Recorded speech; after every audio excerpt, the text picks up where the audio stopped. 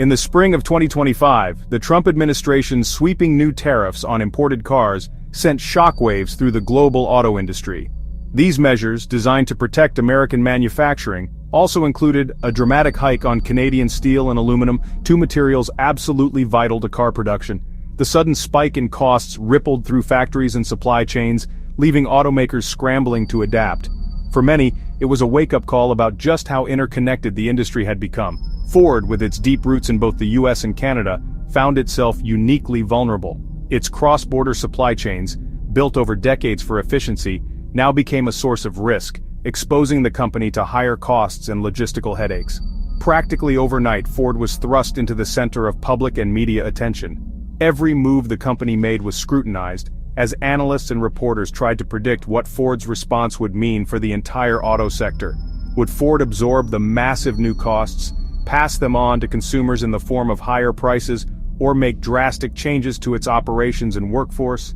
The uncertainty left employees, customers, and investors on edge. The stakes were enormous. Financial analysts warned that the tariffs could cost the industry as much as $80 billion, threatening jobs and profits across North America. For consumers, the impact was just as real. Experts predicted the price of a new car could jump by $5,000, putting vehicles out of reach for many families. For Ford, a company that produces millions of vehicles each year, this was more than a financial challenge. It was an existential threat that could reshape its future. Around the world, people watched closely, waiting to see how Ford would respond to this unprecedented crisis. The company's next steps would be watched not just by its competitors, but by governments and consumers everywhere.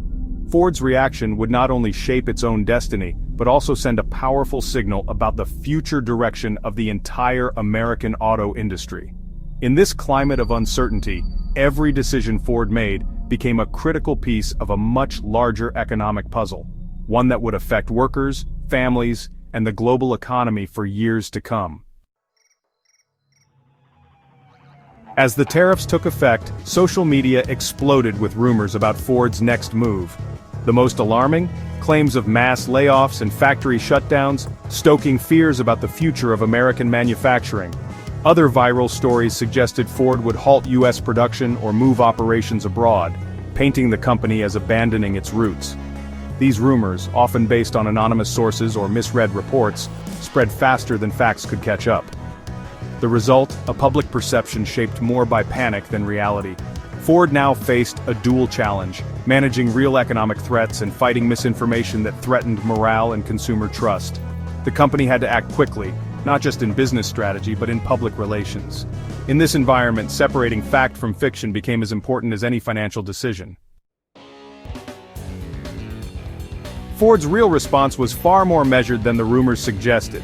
While speculation swirled about drastic measures, Ford's leadership took a step back and analyzed the situation with a cool head, determined not to make any hasty decisions that could disrupt their operations or workforce. There were no mass layoffs or sweeping shutdowns.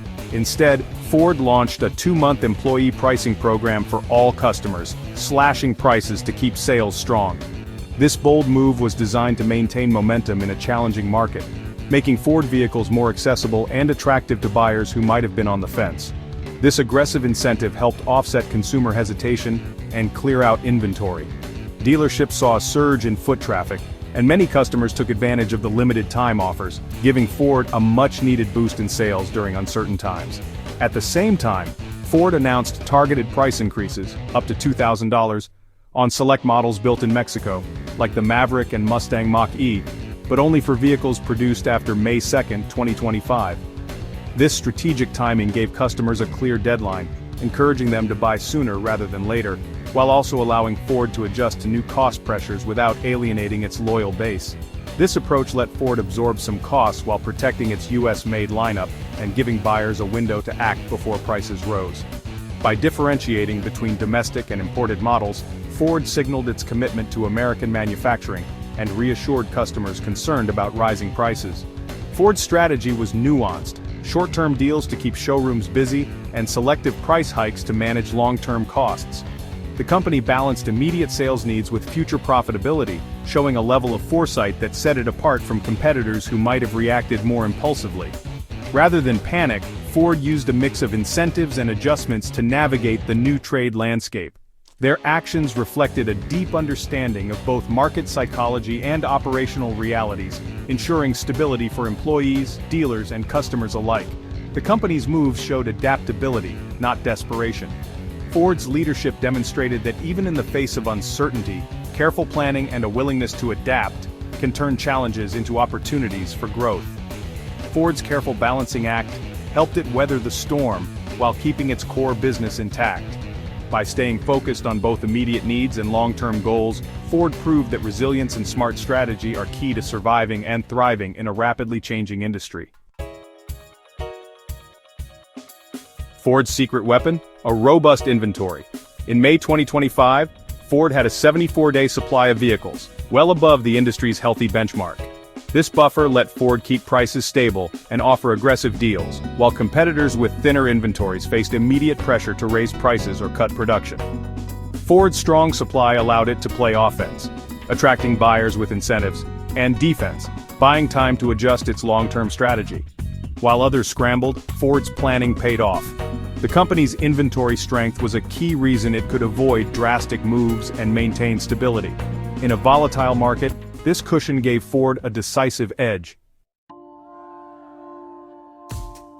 Confusion grew when Ontario's premier, Doug Ford, no relation to the automaker, became a vocal critic of the U.S. tariffs. As Ontario is central to Canada's auto industry, his fiery rhetoric and threats of retaliation were widely reported. Many mistakenly linked his political statements to Ford Motor Company's business strategy, fueling more misinformation. Premier Ford's response was political tough talk, threats to shift supply chains, and even pulling U.S. products from Ontario shelves.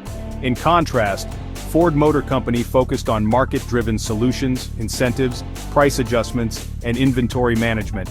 It's crucial to separate the politicians' defiance from the automaker's pragmatic business moves. Mixing the two only muddied the public's understanding of Ford's real strategy. The automaker's goal was business continuity, not political posturing.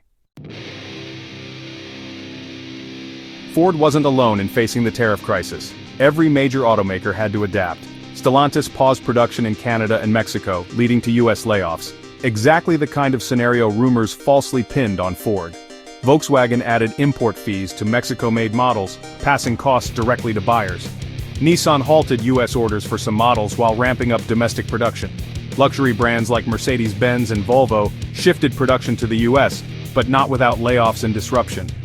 These varied responses highlighted the complexity of the market and made Ford's stable, incentive-driven approach stand out. In a chaotic industry, Ford's strategy looked comparatively steady. For car buyers, the new tariffs meant one thing: uncertainty. Suddenly, the process of shopping for a car became more complicated than ever before. People who had been saving up for months or even years found themselves questioning whether now was the right time to buy, or if waiting might bring even higher prices. Prices were rising. Analysts warned of $5,000 increases on some models, while incentives like Ford's employee pricing created fleeting opportunities for deals. Shoppers rushed to take advantage of these rare discounts, knowing they might not last. The sense of urgency was palpable as every week seemed to bring new headlines and shifting numbers. Timing became critical. A good deal today could vanish tomorrow. Buyers found themselves weighing the risk of acting too soon against the fear of missing out entirely.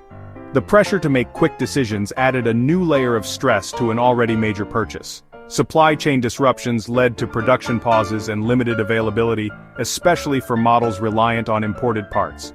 Some dealerships struggled to keep popular vehicles in stock, while others faced empty lots and frustrated customers. As automakers shifted production, the mix of vehicles in the U.S. market began to change. Some models would become domestic, others might disappear. The familiar landscape of car choices was being redrawn, and buyers had to keep up with the changes. Consumers now had to research not just the car, but where it was built, and how tariffs might affect its price. Understanding a vehicle's origin became as important as knowing its features or fuel economy. Buyers spent hours online comparing specs and tracing supply chains. The era of predictable car shopping was over. The once familiar process of browsing, test driving, and negotiating had been replaced by a sense of unpredictability. Buyers faced higher prices, fewer choices, and a market in flux. Many left showrooms disappointed, unable to find the car they wanted at a price they could afford.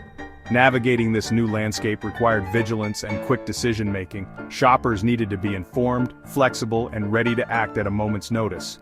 In the crossfire of trade wars, the consumer had to adapt fast. The rules had changed, and only those who could keep up would find success in this shifting market. Despite viral rumors of layoffs and shutdowns, Ford's real response to the 2025 tariffs was strategic, not desperate. The company relied on its strong inventory, rolled out aggressive incentives, and made targeted price adjustments, sidestepping the panic seen elsewhere. Ford's approach was business-focused, not political, and distinct from the rhetoric of Ontario's premier Doug Ford. By acting quickly and methodically, Ford protected its market share and avoided the worst-case scenarios. The company's actions replaced rumor with reality, showing resilience in the face of uncertainty. While the long-term effects of the tariffs remain to be seen, Ford's initial moves set a standard for corporate adaptation.